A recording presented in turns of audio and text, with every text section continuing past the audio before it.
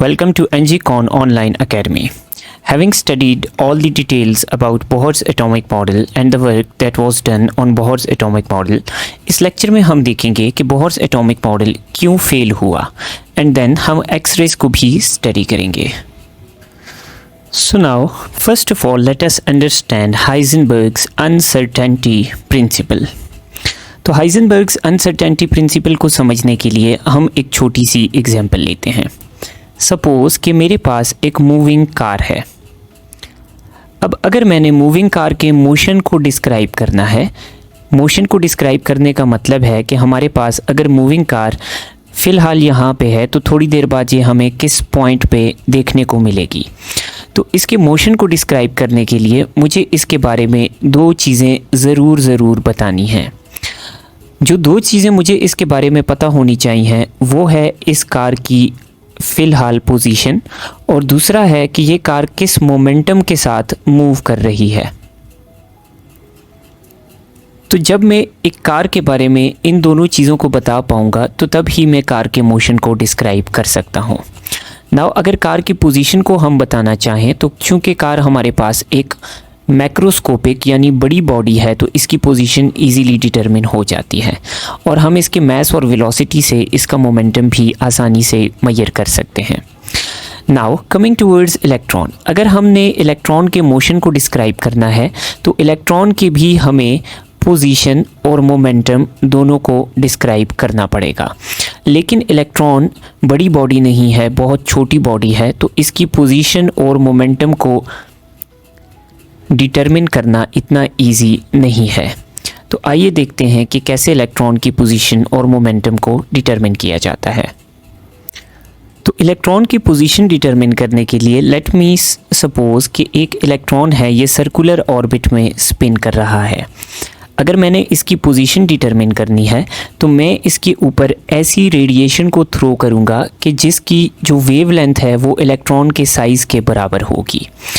क्योंकि हमारे पास जो रेडिएशन हम थ्रो करेंगे अगर उसकी वेवलेंथ इलेक्ट्रॉन के साइज़ के बराबर है तो इलेक्ट्रॉन उस रेडिएशन को क्या करेगा, डिफ्लेक्ट करेगा और डिफ्लेक्शन पैटर्न से हमें पता चल जाएगा कि इलेक्ट्रॉन की क्या पोजीशन है.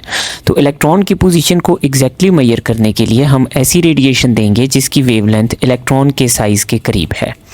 नाउ अगर हम इलेक्ट्रॉन के साइज़ की बात करें तो इलेक्ट्रॉन का साइज़ है 10⁻⁻10 मीटर यानी एंगस्ट्रॉम के लेवल का. तो इसलिए हमने इसके ऊपर रेडिएशन भी ऐसी थ्रो करनी है जिसकी वेवलेंथ 10⁻⁻10 मीटर के रीजन में हो. तो 10⁻⁻10 मीटर के रीजन में जिन रेडिएशंस की वेवलेंथ आती है वो रेडिएशंस हैं एक्स-रेज. तो अब अगर हमने इलेक्ट्रॉन की पोजीशन को मेजर करना है तो हम इसके ऊपर थ्रो करेंगे एक्स-रेज. नाउ जब हम इलेक्ट्रॉन के ऊपर एक्स-रेज थ्रो करेंगे तो हमें इलेक्ट्रॉन की पोजीशन पता चल जाएगी. लेकिन मसला ये होगा कि हमारे पास ये जो इलेक्ट्रॉन है ये एक्स-रे में कुछ पोर्शन एब्जॉर्ब करेगा. जब ये एक्स-रे में कुछ पोर्शन एब्जॉर्ब करेगा तो ये इलेक्ट्रॉन अपनी जगह से किसी दूसरी जगह पे चला जाएगा, यानी अपने शेल को छोड़ के किसी हायर शेल में या इवन एटम के अंदर से बाहर चला जाएगा. क्योंकि एक्स-रे हाईली एनर्जेटिक रेज हैं तो जब इसका कोई पोर्शन इलेक्ट्रॉन एब्जॉर्ब करेगा तो इलेक्ट्रॉन की एनर्जी काफ़ी इंक्रीज़ हो जाएगी, जिसकी वजह से हमारे पास इलेक्ट्रॉन की पोजीशन तो हम डिटरमिन कर लेंगे लेकिन इलेक्ट्रॉन जब एनर्जी लेगा तो इसकी वेलोसिटी चेंज हो जाएगी.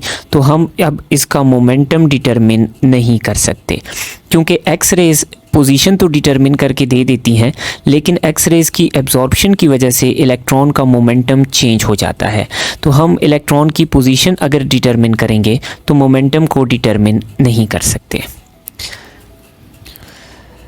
ऑल्दो कि हम मोमेंटम की एक वैल्यू डिटरमिन करेंगे लेकिन वो इलेक्ट्रॉन की एग्जैक्ट वैल्यू नहीं होगी, वो न्यू या चेंज्ड वैल्यू ऑफ मोमेंटम हमें देखने को मिलेगी.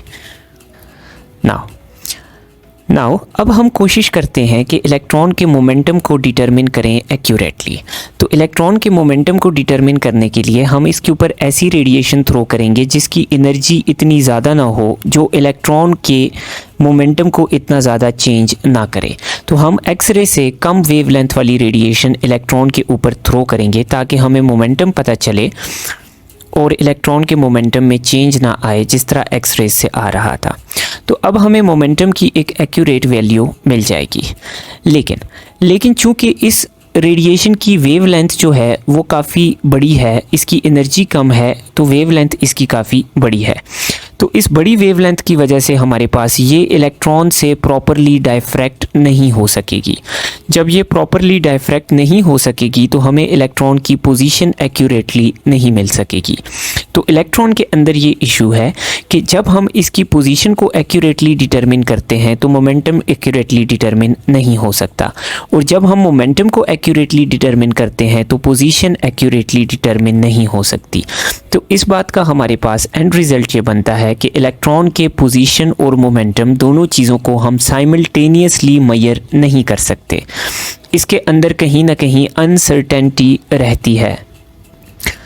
नाउ इस सर्टेनिटी को हम राइट करते हैं कि the uncertainty in position and uncertainty in momentum का जो प्रोडक्ट है it is always equal to और ग्रेटर देन h/4 पाई। यानी h/4 पाई वो हमारे पास मोस्ट एक्यूरेट वैल्यू है जिस वैल्यू तक हम इलेक्ट्रॉन की पोजीशन और मोमेंटम को एक्यूरेटली डिटरमिन कर सकते हैं। अदरवाइज़ हमारे पास जब कभी हम पोजीशन या मोमेंटम को डिटरमिन करेंगे तो उसकी जो अनसर्टेनिटी है वो इस वैल्यू से ज़्यादा होगी। So this is called Heisenberg's uncertainty principle. Now Heisenberg's uncertainty principle Bohr के मॉडल को कैसे कॉन्ट्राडिक्ट करता है?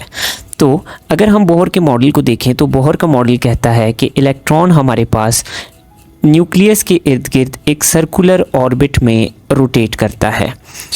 तो अगर बोहर ने इलेक्ट्रॉन के मोशन को डिस्क्राइब किया है तो इसका मतलब है कि बोहर को ये पता होना चाहिए कि इलेक्ट्रॉन का मोशन डिस्क्राइब नहीं हो सकता, क्योंकि इलेक्ट्रॉन के पोजीशन और मोमेंटम को हम एग्जैक्टली डिटरमिन नहीं कर सकते।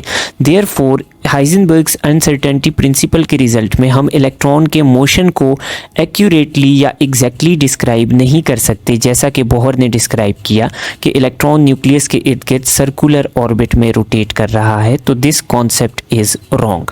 सो यूँ हाइजेनबर्ग्स अनसर्टेनिटी प्रिंसिपल बोहर के मॉडल के साथ कॉन्ट्राडिक्ट करता है।